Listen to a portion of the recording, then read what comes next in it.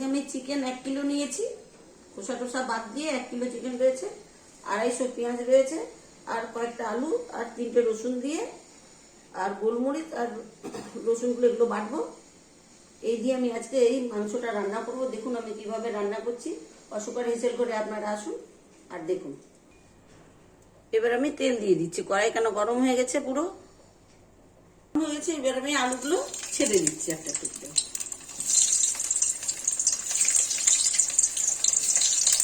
এগুলো নতুন আলু, পুরোনো আলু না। সুন্দর করে লাল করে একটু ভেজে নেবো, তাহলে খেতে ভালো হবে। আমি একটু তেলের মধ্যে আমি হলুদ দিয়ে দিচ্ছি। আমি আলুগুলোকে পাল্টা দিচ্ছি।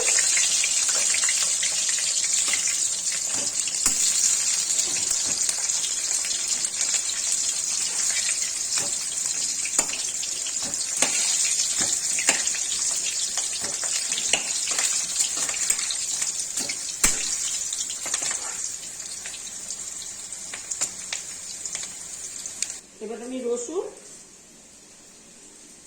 আর এই গোলমরিচগুলো এর মধ্যে বেটে নেব। অল্প করে জল দিয়ে দিচ্ছি।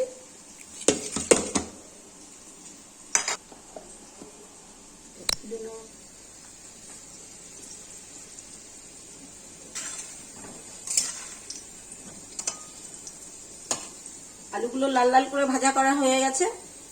নতুন আলু তো ভালো করে না ভাজলে পরে কাঁচা কাঁচা কাঁচা কিরকম গন্ধ হয়। নতুন আলুর একটা সেন্ট আছে, সেই সেন্টটা আর থাকবে না। আমি তুলে নিচ্ছি।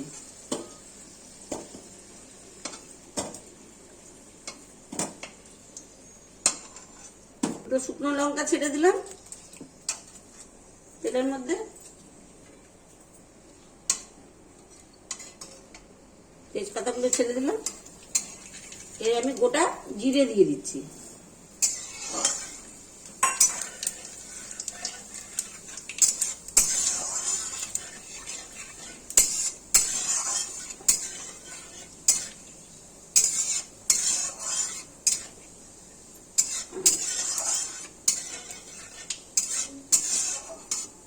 জিরেতে একটু কালার এসে গেলে পরেই আমি পেঁয়াজগুলো দিয়ে দেবো।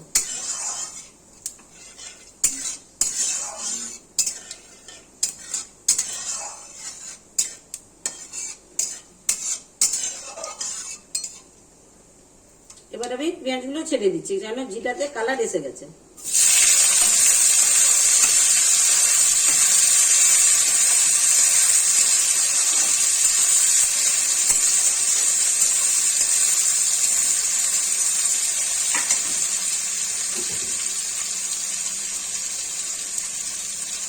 হাফ চামচ লবণ দিচ্ছি, কেন পেঁয়াজটা নরম হওয়ার জন্য।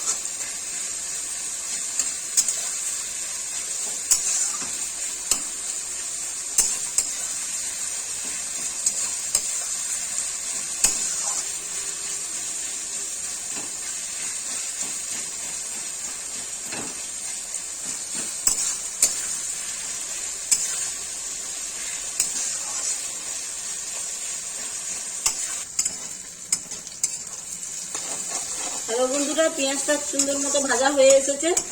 এবার আমি এর মধ্যে মশলা দিয়ে দেবো। এবং গ্যাসের উনুনটা একটু কমিয়ে দিচ্ছি। আদা বাটা, জিরে বাটা, ধনে বাটা, লঙ্কা বাটা এখন আমি এর মধ্যে দিয়ে দেবো। চামচ, 2 চামচ, 3 চামচ, এই 4 চামচ, আর বেশি দিতে লাগবে না।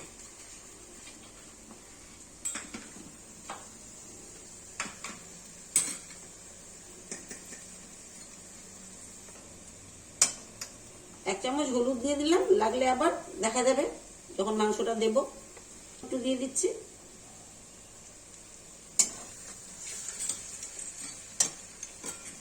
জল দিয়ে দিচ্ছি, তাহলে ভালো মতো ভাজা যাবে।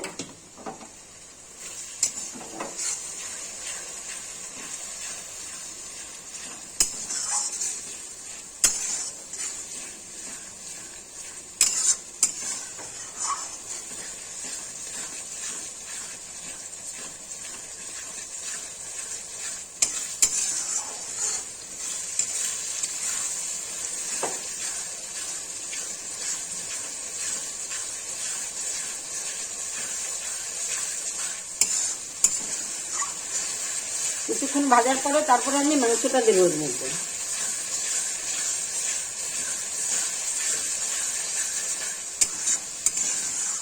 মশলার কাঁচা ভাবটা একটুখানি সেন্ট নষ্ট হয়ে যাবে, কাঁচা ভাবটা থাকবে না।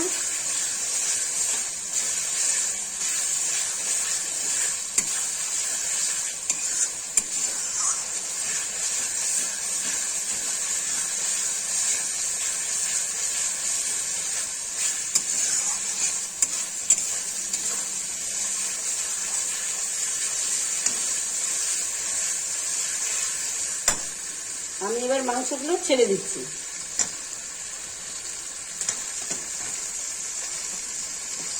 এই যে দুটো টান দিয়েছে,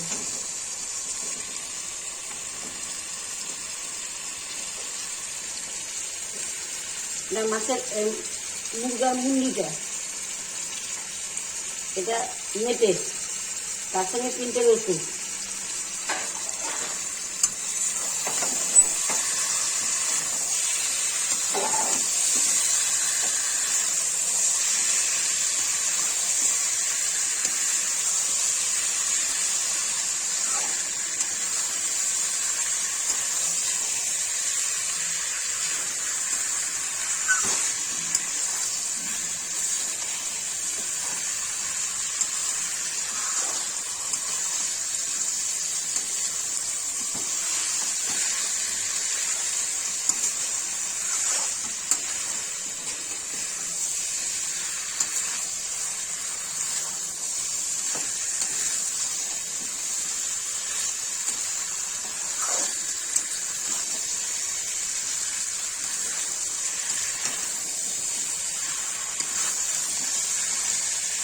আর গোলমরিচ বাটাটা এখন দিয়ে দিচ্ছি।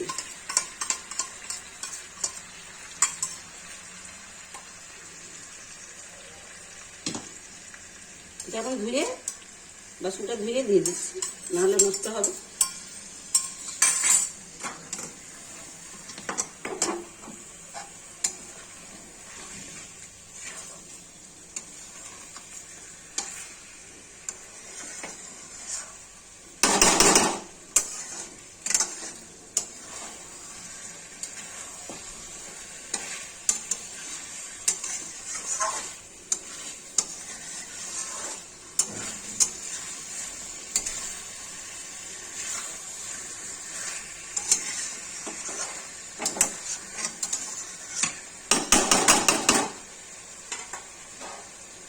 এবার আমি একটু ঢেকে দিচ্ছি, ঢেকে ঢেকে রান্না করতে হবে, তার জন্য আমি ঢেকে দিলাম।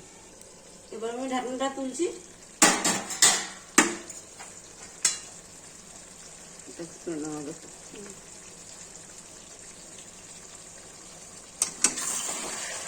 দেখেন সুন্দরভাবে কালার হয়ে এসছে।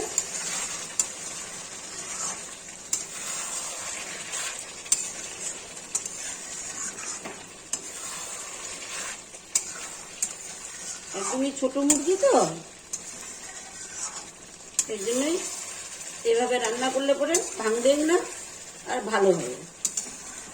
আর বড় মুরগিগুলো খেতে খুব খাসি খাসি লাগে, খেতে ভালো হয় না। আমি সবসময় এরকম টাইপের ছোট মুরগি কিনি। একটা আস্ত কিনে নিই, তারপর ওদের দিয়ে ছিলিয়ে নিই।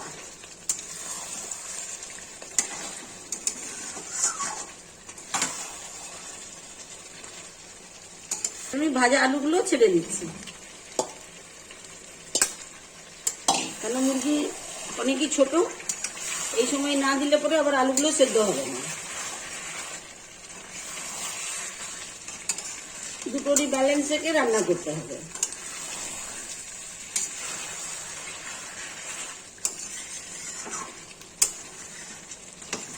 এর থেকে বেশি আগে পরে হয়ে গেলে পরে আলুগুলো সিদ্ধ হতো না, মাংস তো সিদ্ধ হয়ে যাবে, কেন অনেক ছোট মুরগি।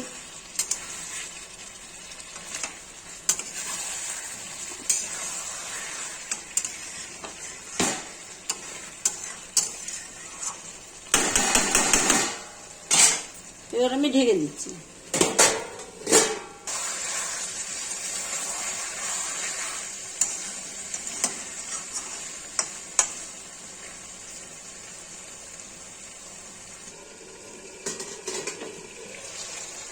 আমি ঢাকনাটা তুলে দেবো।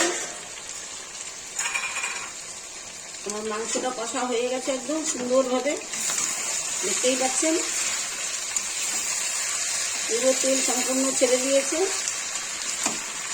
একদম টাই টাই হয়ে গেছে।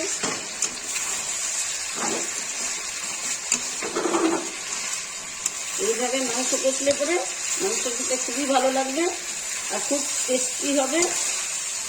আপনারাও এইভাবেই করবেন।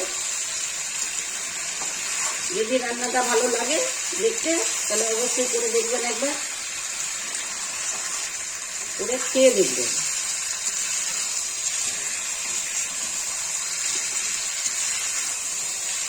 এর মধ্যে আমি কোনো টমেটো বা টমেটোর রস এসব কোনো কিছুই দিইনি, আমি সবসময় সব কিছুতে খাই না।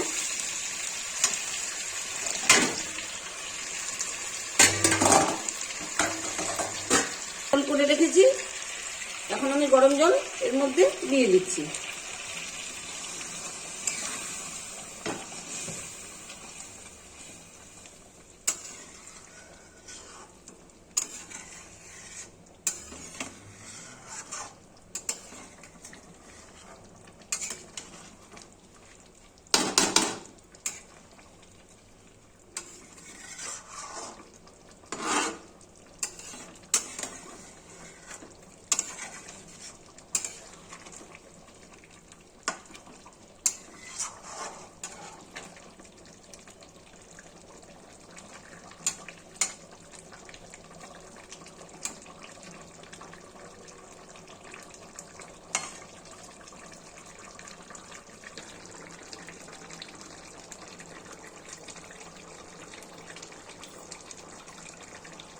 সিদ্ধ হওয়ার জন্য ঢেকে দিলাম।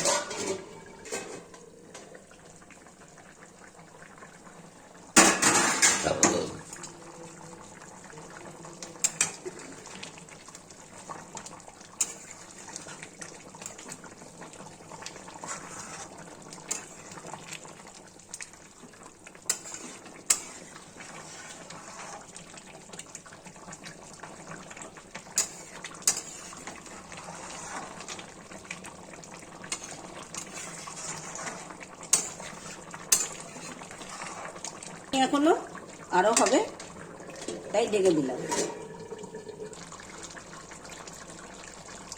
হ্যালো বন্ধুরা, আমার মাংস রান্না হয়ে গেছে, এখন আমি নামিয়ে দিচ্ছি। দেখতেই পাচ্ছেন রান্নাটা যে হয়ে গেছে, নামিয়ে দিচ্ছি। প্রচন্ড ঠান্ডা, যার জন্য মাথার মধ্যে মাফলার পরে রয়েছি, গায়ে সোয়েটার, প্রচন্ড ঠান্ডা। আর শরীর না ভালো থাকাতে ঠান্ডাটা আরো বেশি ভালো লাগতেছে। এই মাংসটা নামাবো না, কেননা আবার তাহলে গরম করে খেতে হবে, ঠান্ডা পড়ে গেছে, এই জন্য কড়াইয়ের মধ্যেই রেখে দিলাম। আপনারা একবার এইভাবে রান্না করে খেয়ে দেখবেন, ফোড়ন দিয়ে যেভাবে আমি ফোড়ন দিলাম। আর শুরু থেকে লাস্ট পর্যন্ত আমার ভিডিওটা আপনারা দেখবেন, আর এভাবেই রান্না করে খেয়ে দেখবেন। আর লাইক করবেন, শেয়ার করবেন, সাবস্ক্রাইব করবেন, আর এভাবেই সাথে থাকবেন। আপনারা সাথে থাকলে আমরা কিছুই করতে পারবো না। নমস্কার।